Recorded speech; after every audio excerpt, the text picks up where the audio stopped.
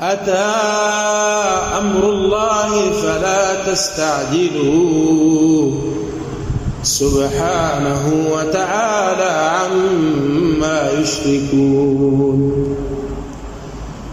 ينزل الملائكة بالروح من أمره على من يشاء من عباده أن أنذروا أنه لا إله إلا أنا فاتقون.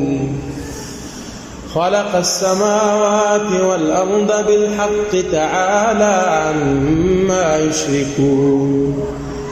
خلق الإنسان من نطفة فإذا هو خصيم مبين.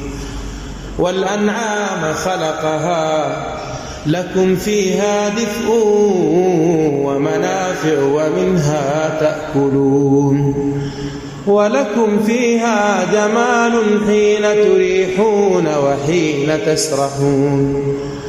وتحمل أثقالكم إلى بلد لم تكونوا بالغيه إلا بشق الأنفس إن ربكم لرؤوف رحيم. والخيل والبغال والحمير لتركبوها وزينة ويخلق ما لا تعلمون. وعلى الله قصد السبيل ومنها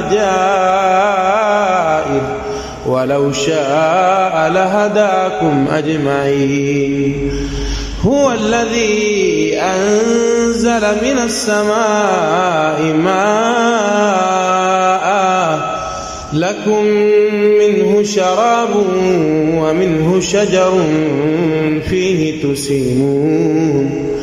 ينبت لكم به الزرع والزيتون والنخيل والأعناب ومن كل الثمرات إن في ذلك لآية لقوم يتفكرون.